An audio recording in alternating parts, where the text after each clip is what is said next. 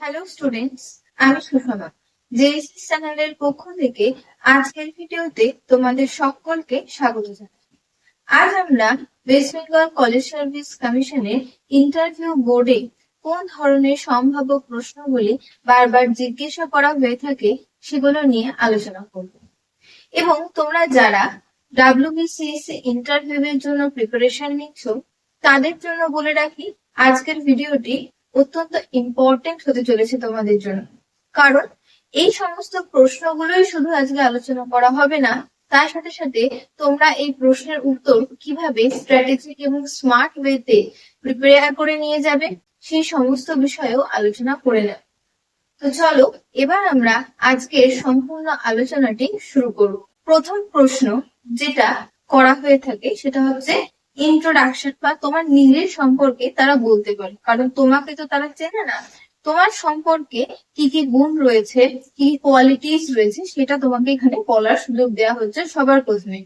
তো এখানে ক্যান্ডিডেটস মানে যারা প্রিপারেশন তোমরা নিচ্ছ তাদের কাছে একটা কি থাকলো, প্লাস পয়েন্ট থাকলো যে তুমি তোমার যে সমস্ত কোয়ালিটিস গুলোকে রয়েছে সেগুলো খুব স্ট্র্যাটেজিক ওয়েতে, স্মার্ট ওয়েতে তাদের সামনে প্রেজেন্ট করো।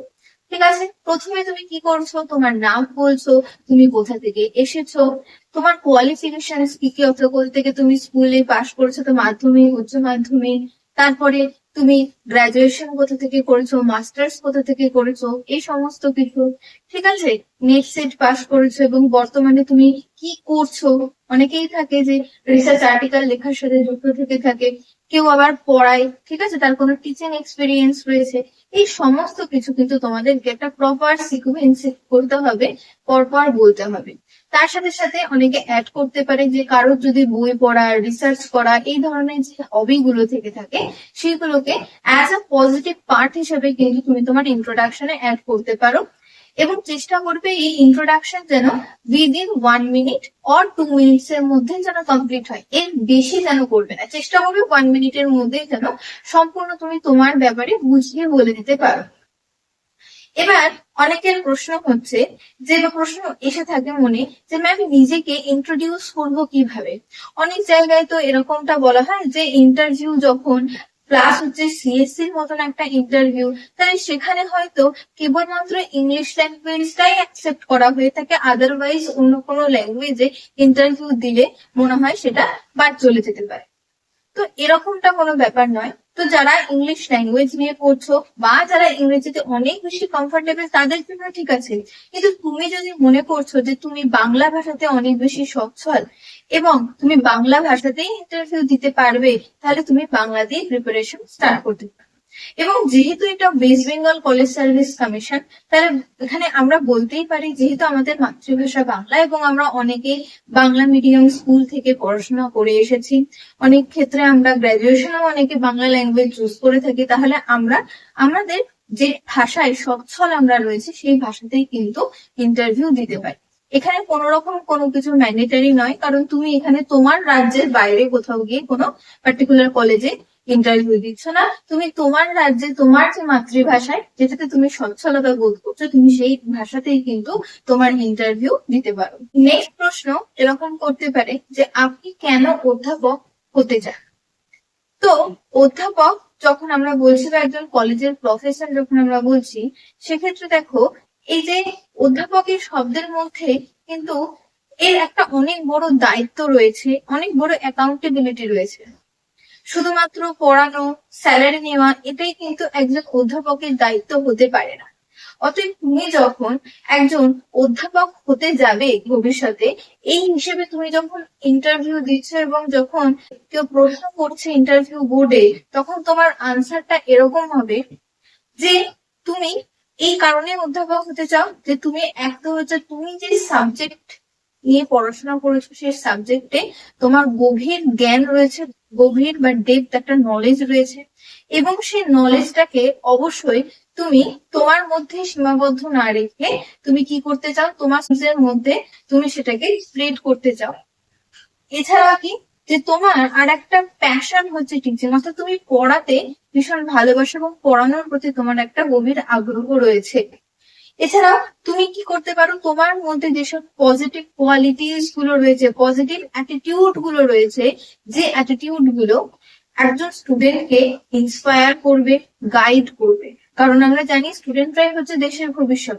তাহলে তুমি তাকে যদি ইন্সপায়ার করতে পারো, গাইড করতে পারো সঠিক পথে, তাহলে অবশ্যই এটা কিন্তু তোমার কি হয়ে গেল, একটা গুরুত্বপূর্ণ দায়িত্বের মধ্যে পড়ে গেল, যেটা তুমি কিন্তু অধ্যাপক হিসেবে পালন করবে। এছাড়া তুমি একজন ভালো লার্নার, যে তুমি কি করতে ভালোবাসো, যে তুমি যেরকম পড়াতে ভালোবাসো তার সাথে সাথে তুমি শিখতে ভালোবাসো, তুমি পড়তে ভালোবাসো। অর্থাৎ কোন সমাজ সেবামূলক তুমি কাজ করছো, সেখান থেকেও তুমি কিছু শিখছো, তুমি ক্লাসে পড়ছো, তুমি সেখান থেকেও কিছু শিখছো, তুমি যে ইউনিভার্সিটিতে বা কলেজে পড়াবে সেখানে আদার্স যারা প্রফেসর রয়েছে তাদের থেকেও তুমি কিছু শিখছো, তুমি তোমার চারপাশের পরিবেশ থেকেও কিছু শিখছো। এই সমস্ত বিষয়গুলো জন্যই তুমি কি করছো, একজন অধ্যাপক হতে চাইছো, কারণ তোমার মধ্যে সেই পজিটিভ অ্যাটিটিউডটা বিল্ড আপ হয়ে যাচ্ছে, যেটা একজন স্টুডেন্টকে তোমাকে অ্যাডমায়ার করতে বাধ্য করবে। নেক্সট দেখো, আরো একটা প্রশ্ন এরকম করতেই পারে যে বর্তমান শিক্ষা পদ্ধতি যেটা চলে আসছে, সেই পদ্ধতির মধ্যে কি কোনো রকম পরিবর্তনের দরকার রয়েছে? আপনি একজন অধ্যাপক হিসেবে আপনার মতামত ঠিক কি? যদি তোমাকে এরকম ধরনের প্রশ্ন করে থাকে তাহলে তুমি কি আনসার করবে? কিছু পজিটিভ দিক বলবে, তার সাথে সাথে কিছু নেগেটিভ দিক বলবে। যে পজিটিভ দিকগুলো রয়েছে সেগুলো তো আলোচনা করবে, এবং তার সাথে সাথে নেগেটিভ দিকগুলো কি কি রয়েছে সেগুলোর রেজলিউশন, বা তুমি অ্যাজ আ প্রফেসর হিসেবে তুমি সেখানে কি কি উন্নতি করতে পারো, বা কি কি ভালো পদক্ষেপ রাখতে পারো। যেরকম concept based and skill based learning এর উপর জোর দেওয়ার কথা বলবে। কারণ দেখবে আমাদের বর্তমানে যে শিক্ষা ব্যবস্থা রয়েছে সেখানে থিওরির উপর বেশি জোর দেওয়া হয়, এবং পরীক্ষা ভিত্তিক আমাদের পড়াশোনাটা।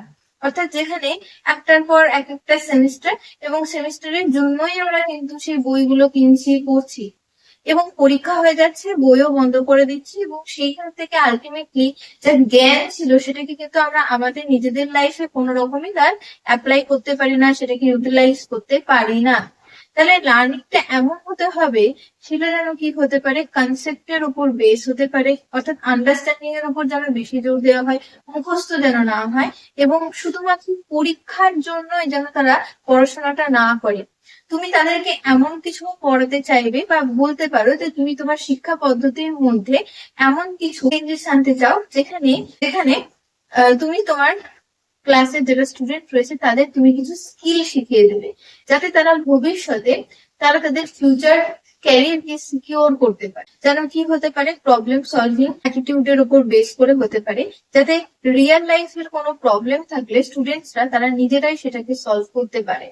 এরকম হতে হবে, এবং তার সাথে সাথে আইসিটির সঠিক ব্যবহার করে যেন পড়ানো হয়। কারণ আমাদের বর্তমান যে শিক্ষা ব্যবস্থা, সেই শিক্ষা ব্যবস্থাতে আইসিটি ব্যবহার হলেও এখনো অতটা মাত্রাতেও সেটা কিন্তু স্প্রেড করে যায়নি। তাহলে সেক্ষেত্রে বলা যেতে পারে যেন আইসিটিটা তোমরা সঠিকভাবে ব্যবহার করতে পারা যায়, এরকম ভাবে শিক্ষা ব্যবস্থা তুমি কিছু কি করতে চাইবে, চেঞ্জেস করতে চাইবে। তো আজকের ভিডিওর শেষে তোমাদের কিছু টিপস বা কিছু সাজেশন দিয়ে রাখি, যে যারা তোমরা প্রিপারেশন নিচ্ছ তারা অবশ্যই তারা তাদের নিজেদের নিজস্ব সাবজেক্টকে খুব ভালোভাবে করো, প্রপার নলেজ তার মধ্যে রাখো, এবং তার সাথে সাথে কি করবে, যে বেশি বেশি করে টপিক রেডি করো। কিসের টপিকের কথা বলছি?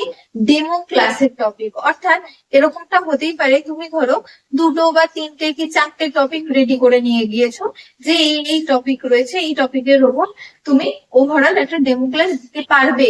কিন্তু এমনটা তো হতেই পারে যে তুমি যে টপিক গুলো রেডি করে নিয়ে যাচ্ছ, অন্য টপিক তোমাকে সেখানে দিল, ঠিক আছে, এবং তোমার ক্ষেত্রে তোমার কাছে তখন সেই টপিকটা রেডি নেই বলে তুমি ডেমো ক্লাস হয়তো ভালো দিতে পারতে, কিন্তু যেহেতু টপিকটা তোমার ভালোভাবে রেডি করা নেই, তাই তুমি ভালোভাবে এখানে ডেমো ক্লাস প্রেজেন্ট করতে পারলে না। এমন পরিস্থিতিতে আমাদের কি করতে হবে, যেহেতু আমাদের কাছে এখন ইন্টারভিউ এর জন্য হাতে সময় রয়েছে, তাই ভালোভাবে ডেমো ক্লাস কিন্তু প্রিপেয়ার করতে হবে এবং যতটা সম্ভব পারবে বেশি টপিকের ওপর নিজেদের সাবজেক্টের ডেমো ক্লাস প্রিপেয়ার করো। এবং ডেমো ক্লাস যখন প্রিপেয়ার করবে তার সাথে কি করবে, তুমি কিভাবে নিজেকে সেলফ অ্যানালাইসিস করবে। তো সেক্ষেত্রে তুমি কি করবে, যখন পড়াবে প্রপার বোর্ড, একটা প্রপার তুমি মার্কার নাও, সেখানে সঠিকভাবে লেখো এবং নিজের পড়ানোটাকে রেকর্ড করো এবং সেখানে কোনো ভুল হলে সেটাকে চেক করো, অ্যানালাইসিস করো এবং সেটাকে এগেন ভালোভাবে বা সেই ভুল যেগুলো হচ্ছে সেগুলোকে কারেকশন করে এগেন আরেকবার নিজেকে প্রিপেয়ার করো। এইভাবে তুমি কি করতে পারো, নিজেকে ডেমো ক্লাস দেওয়ার জন্য প্রিপেয়ার করতে পারো। এমন ভাবেই পড়াও যাতে তোমার ওই যে টপিকটা, মনে করো তোমার সামনে যারা স্টুডেন্টস রয়েছে তাদেরকে তুমি খুব সহজে ইফেক্টিভ ওয়েতে পড়াতে পারছো।